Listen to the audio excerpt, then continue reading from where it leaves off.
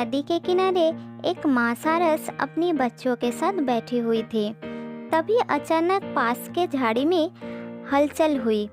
माँ सारस ने सावधान होकर अपने बच्चों को पास बुला लिया। वो तीनों थोड़ा डर गए थे। तब माँ सारस कहता है, कौन है? कौन है वहाँ? हिम्मत है तो सामने आओ। तब एक मोर का बच्चा झाड़ी से निकलकर उसके सामने आया। मैं हूँ। वहाँ एक बड़ा सा सांप आ गया है। वो मेरा पीछा कर रहा है। तुम्हारी माँ कहाँ है? तुम अकेली क्यों घूम रही हो? मेरा माँ जीवित नहीं है। उसी सांप ने उन्हें निगल लिया। मुझे उस सांप से बहुत डर लग रहा है। आप भी अपने बच्चों को लेकर यहाँ से दूर हो जाइए। तुम सच कह रही हो। तुमने अच्छा किया मुझे ये बता दिया। यहाँ पर अजगर का खतरा है, इसलिए हमें यहाँ से दूर जाना होगा। माँ सारस अपने 2 बच्चे और मोर के बच्चे को लेकर वहाँ से दूर चली गई। वो सब एक ब्राह्मण के कुटिया के पास रहने लगे। इस तरह कुछ दिन बीत जाता है।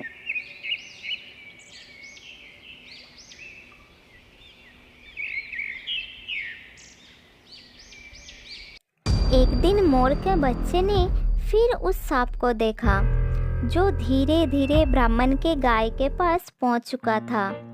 तब मोर का बच्चा तुरंत ब्राह्मण के पास पहुंच गया।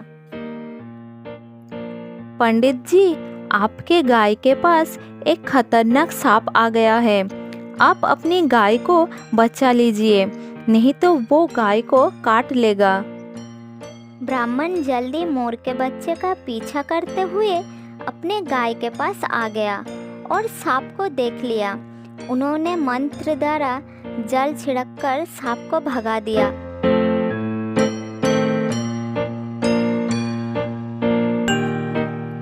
फिर मोर के बच्चे को कहा, बच्चे, तुमने सांप के बारे में हमको बताकर अच्छा काम किया है। तुम्हारी माँ कहाँ है?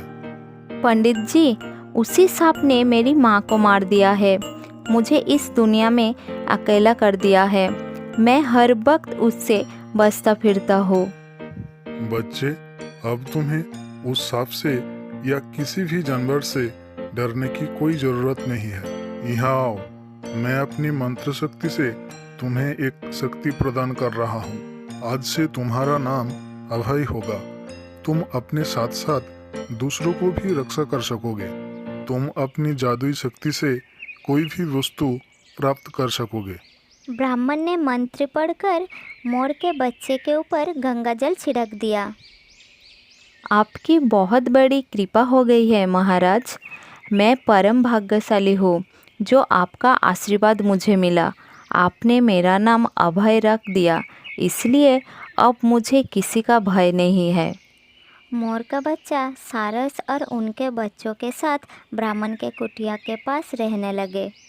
एक दिन सारस नदी में मछली पकड़ने गई थी।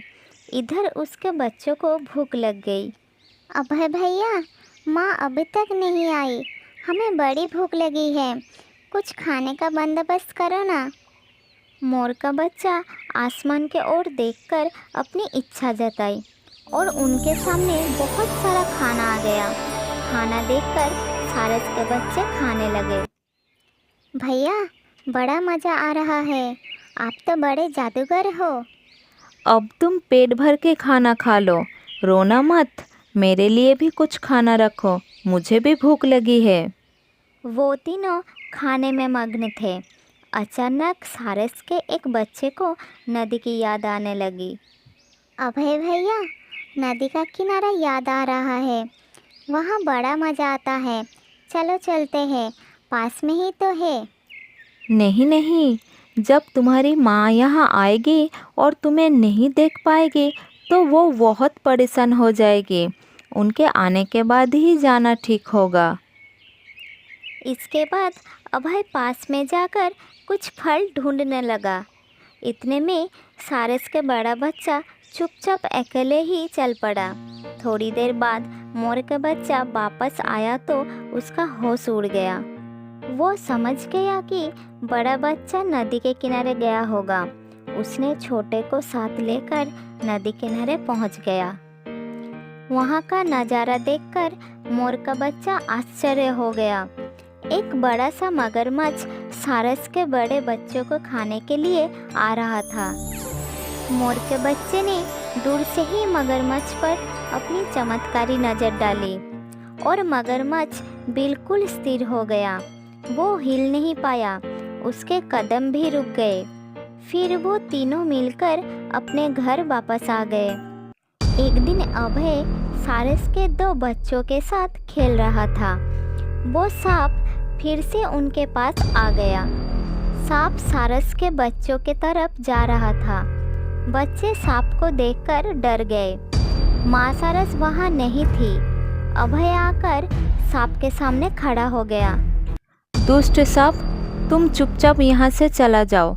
इस बच्चों की तरफ देखना भी मत, वरना अच्छा नहीं होगा। अच्छा हुआ तुम भी आ गए। अब तो 3 आहर हो गए। चलो, पहला नंबर तुम्हारा लग जाएगा। सांप आगे आया और अभय को निगल गया। सारस के दोनों बच्चे रोने लगे। दुष्ट सांप, मेरे भैया को छोड़ दो, वरना तुम्हारा खैर नहीं। सांप बोलना चाहता था, लेकिन बोल नहीं पा रहा था। वो परेशान हो गया। अरे, ये क्या हो रहा है? मेरे मुंह से बाहर निकल। तू पक्षी है या आग का गोला? आ, मेरा मुंह जल रहा है। सांप परेशान होकर इधर उधर घूमने लगा।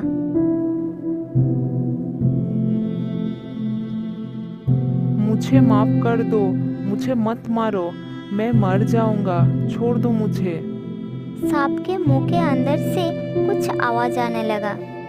तुमने मेरी माँ को मार दिया, मुझे अनाथ कर दिया। अब अपनी बारी आई तो रोना आ रहा है। अभय सांप का पेट चीर के बाहर आ गया और सांप छटपटाता हुआ मर गया। भैया, तुम ठीक तो हो ना? ये सांप तो मर गया। मैं बिल्कुल ठीक हूँ। ये मुझ पर आक्रमण करने आया था, अब स्वयं ही जलकर मर गया। इसे इसकी करनी का फल मिल गया। उसके बाद वो सब अपनी कुटिया के पास उड़ चले और खुशी खुशी रहने लगे।